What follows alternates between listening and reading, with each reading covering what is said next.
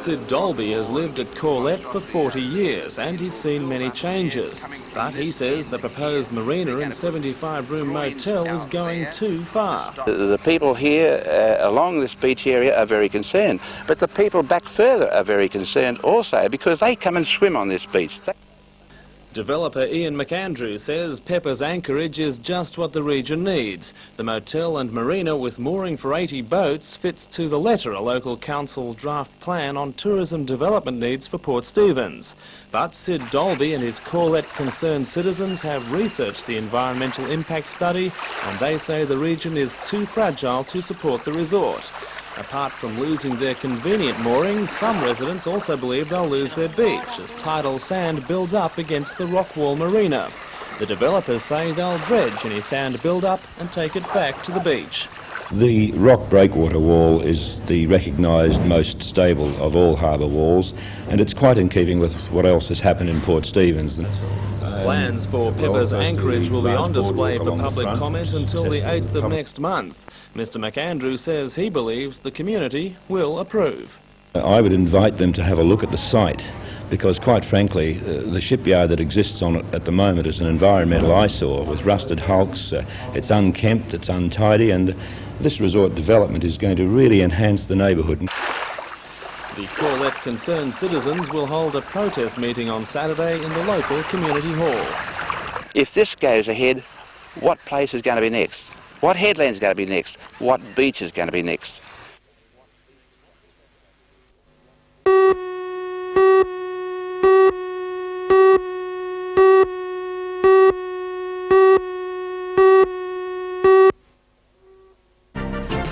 Hello, I'm Tom Hilston. Residents of Corlette Beach are calling a public meeting to protest a planned resort development in their neighbourhood.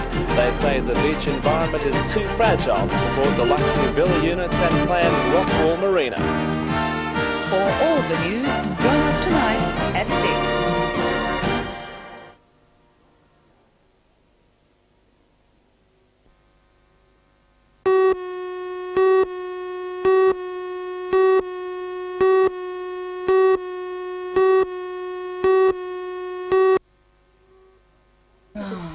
It was a very buoyant Rachel McQuillan who arrived back home today. After more than 3 months in Europe playing nothing but tennis, she was relieved to be back on Australian soil and reunited with her family.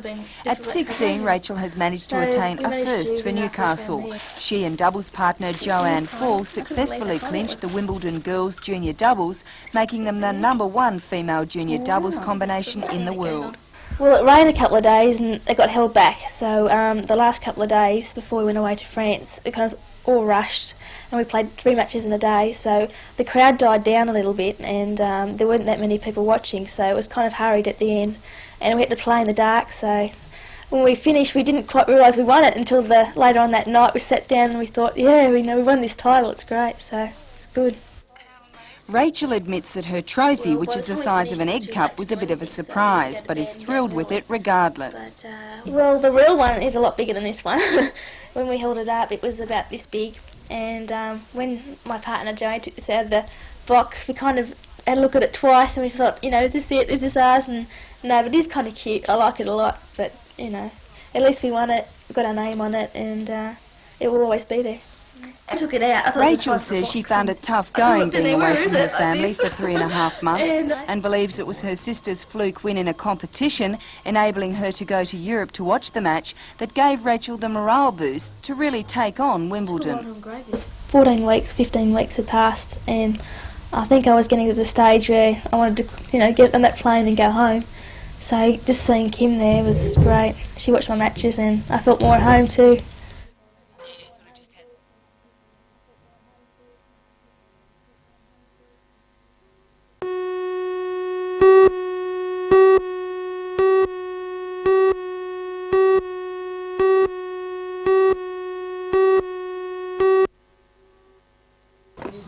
Keeping up with the Joneses was a trifle difficult in the late 1960s. On this day, 21 years ago, 3 girls and 1 boy were born at St Andrew's Hospital in Melbourne.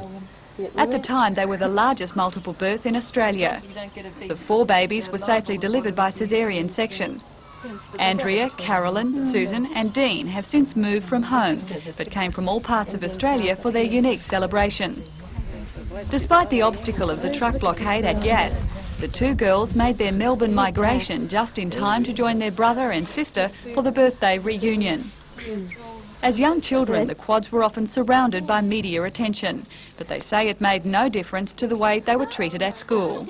There was no competition between any of us, and Carolyn and I had the same friends, and we were all just accepted as four individuals.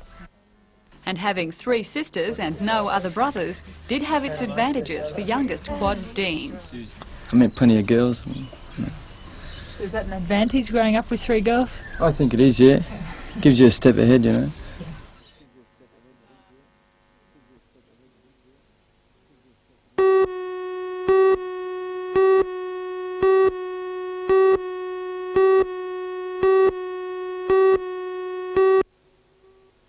Once you get the ball, you've got to keep... Cannons are going into tonight's game as favourites with recent good wins over the Adelaide 36ers and the Brisbane Bullets. The Falcons' form has been patchy and the substandard performance against Eastside Melbourne last weekend hasn't improved their standing. Coach Ken Cole is confident, however, that the Falcons can upset the physical game of the Cannons. Well, we've got to play our game and get the game into an open court situation and avoid getting involved with them in a mauling, brawling sort of game. If we spread the court out and play it nice and openly, then I think we can win. The sides have met 3 times before, with Newcastle victorious twice. But the pressure of the sudden death playoff could be to Canberra's advantage, who have much more experience in finals basketball. Are the Falcons nervous? Are the Falcons nervous? Well, if they're not, they should be. You know, the stakes are very high from here on. Obviously, one loss now and you're out. We're playing Canberra to the form team in the league at the moment, but once you get to the finals, they're there to be won. I always expect to win finals, and I think that if we do our job in this one, we'll win this one.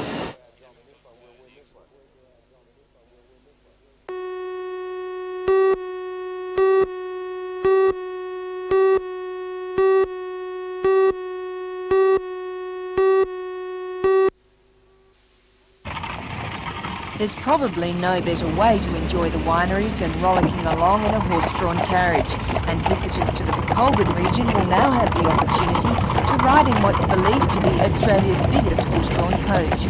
The coach was brought to Australia about 4 years ago from New Zealand and has recently been painstakingly restored by local entrepreneur Peter Wright.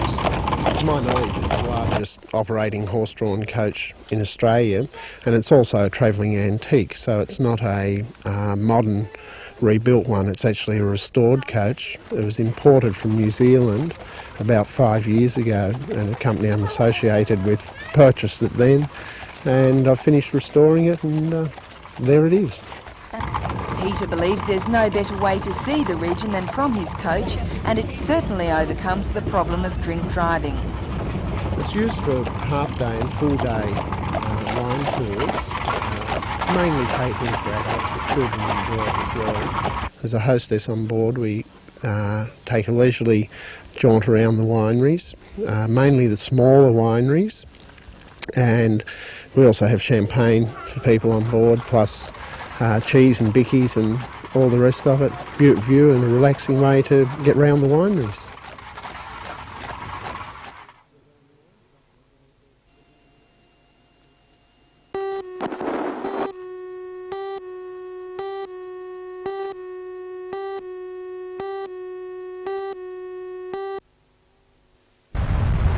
This week, a step back in time as we explore the rich history of one of the Hunter's best-known homes. In a special report, Anna Manzoni visits Baruna near Singleton, the site of both prosperity and rebellion.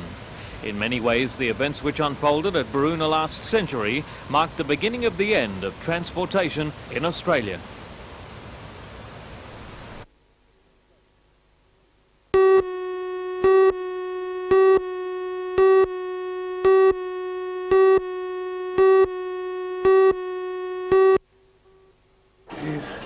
In tonight's news, the Salvation Army launches its Red Shield appeal door knock for the Hunter. The Salvos want to collect nearly $300,000 this Sunday to help them continue their community work. So the generosity of business will be matched by the people this weekend. For all the news, join us tonight at 6.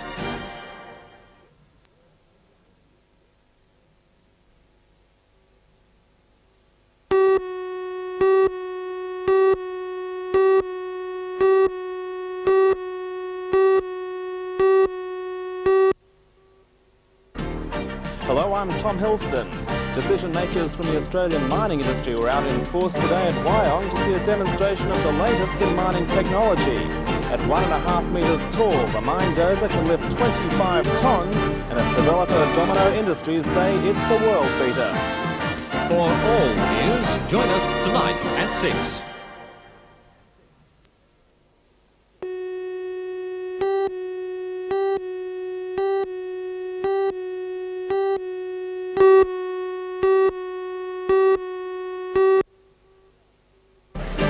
Good afternoon, I'm Peter Ryan. Are you having trouble filling in your taxation forms?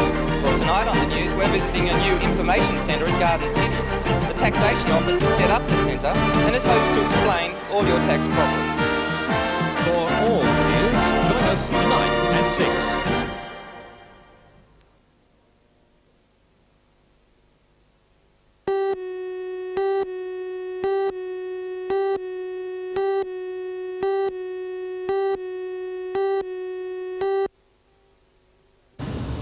Professor Barry Maitland, the Dean of Architecture at Newcastle University, says the building industry in the Hunter has been pressing for the degree for many years.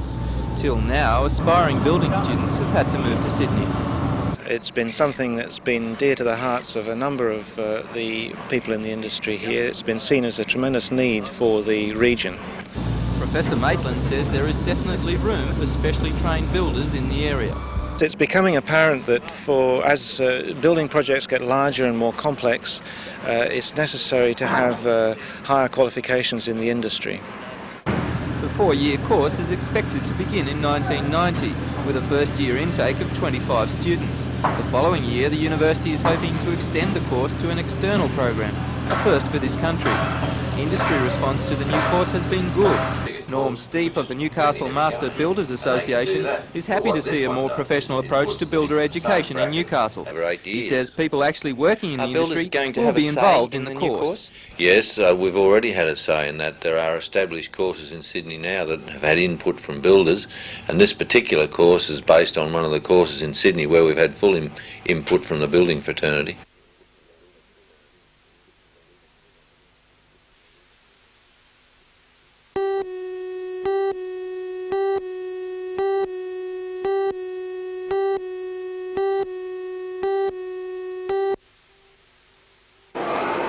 The first of these shopfront information centres is in operation all this week at Garden City. The scheme, which is a first for the area, offers advice on the simpler types of income tax returns.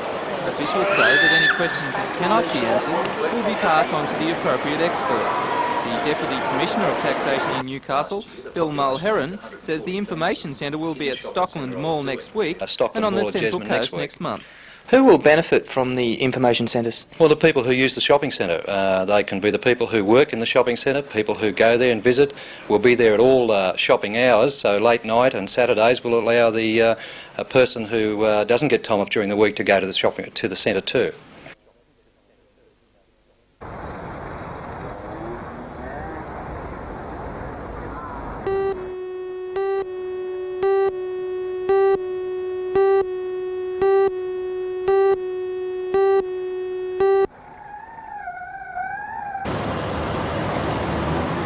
Years ago, China was a closed door as far as most trade with the West was concerned. However, a different story is now emerging. A number of economic reforms in the last 10 years has seen increased trade with Western countries not simply tolerated but encouraged, opening the way for Australian entrepreneurs. In 1978, our exports to China were worth only $185,000. In the last financial year, that had increased to more than $1.5 million, placing China as our fourth largest trading partner. And Alfred Croucher believes that is just the icing on a potentially enormous cake. There are many Australians over in China working at the moment, but we believe it's not enough. We believe it's only a trickle compared to what it will be in the future when China develops into Australia's greatest market. Mr. Croucher has worked in China for the last 10 years as a business consultant. He was in Newcastle today for a lunch with the Australian-China Chamber of Commerce as part of a wider promotion tour also taking in Sydney and Canberra. Mr. Croucher says the political friendship between China and Australia puts us in a unique position to take advantage of trade opportunities, but it is a market with very particular demands. Entry into the Chinese market doesn't occur over the night, but by an accumulated process of visits and building up and developing the market, and I believe in this area they need a great deal of assistance in planning a long-term strategy. A particular area of export that you see Australia being able to get involved with China in the near future? In the near future, I believe our growth potential lies in the area of specialised industrial technology.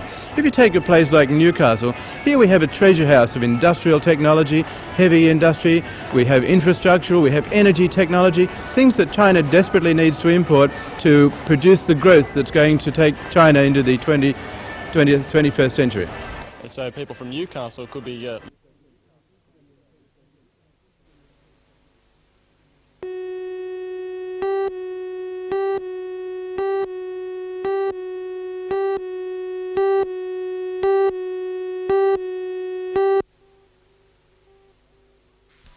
Domino mining equipment unveiled its latest design before a gallery of coal industry chiefs from Elcom, Coal and Allied, Kembla Coke and Coal, BHP and Newcom. The company specialises in mining machinery, and the 30-tonne mine Dozer is a bid to maintain its position in an increasingly competitive market. The Dozer will install hydraulic roof supports for longwall mining, and it's tailor-made for the task. The 150 horsepower Caterpillar engine gives it enough power to move the 21-tonne supports with ease, even though they weigh almost as much as the machine itself. With the mining industry under threat, support industries are also feeling the pinch. Domino General Manager Graham Braun says the company believes it can sell 25 of the $500,000 dozers in Australia, and it's actively seeking international markets for all its products. Longwall mining is extensively practiced throughout the mining industry around the world, and we see markets overseas, yes. As a support industry to the mining industry,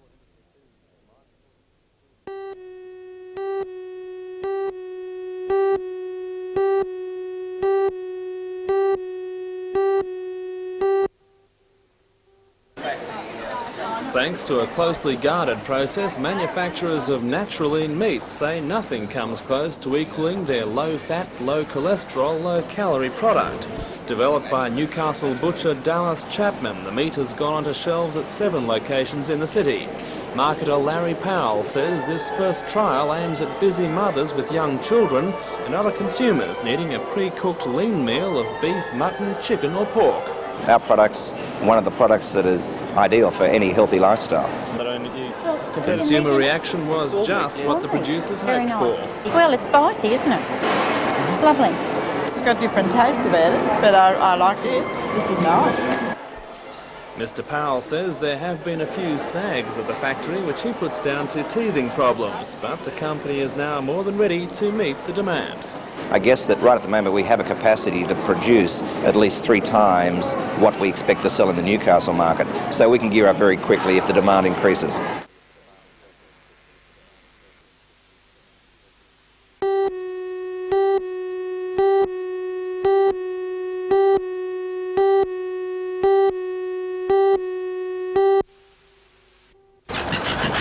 Newcastle has an abundance of fish varieties, and there's little chance of a mistake being made before the fish are cleaned. This fishing co-op alone retails more than $1 million in fish each year, but once it leaves here, the temptation to the catering industry to save a few dollars is hard to ignore.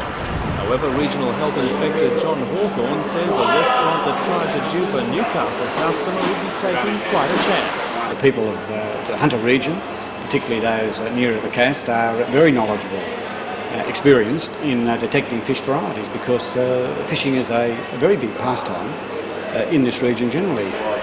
Even so, there are opportunities to save big dollars through substitution. Mirror dory costs almost twice as much as the less delicate John dory. On the plate, the differences would all but disappear. The difference between Luderick and Brim is about $4 a kilo.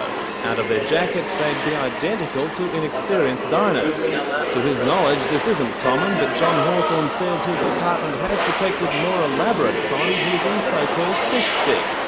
The seafood extender we've found in more recent times has been passed off as either crab meat in perhaps salads and sandwich fillings, and also recently a case where it was being passed off as lobster meat with small lobsters sold in the half shell, and the article being sold on that plate, same plate, as lobster meat. A spokesman for the New South Wales Health Department in Sydney says prosecutions for fish substitution are on the decrease thanks to careful policing of regulations. A person convicted of substitution faces fines of up to $2,000 or even 6 months imprisonment.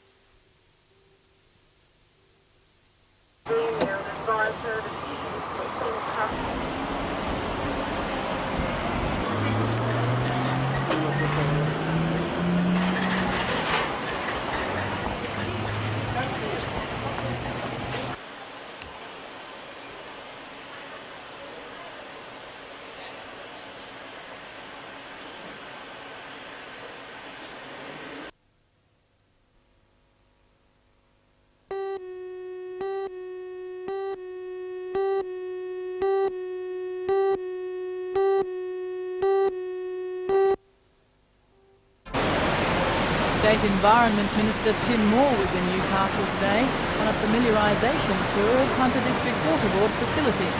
Mr Moore made an aerial inspection of the areas to be sewered as part of the Lake Macquarie sewage scheme. He also flew over Glenrock State Recreation Area and Merriweather Quarry. For all the news, join us tonight at 6.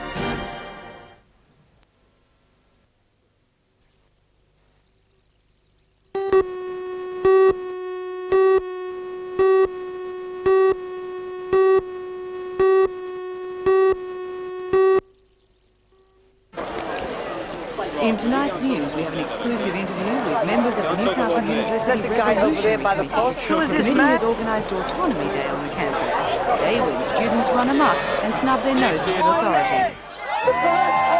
For all the news, join us tonight at 6.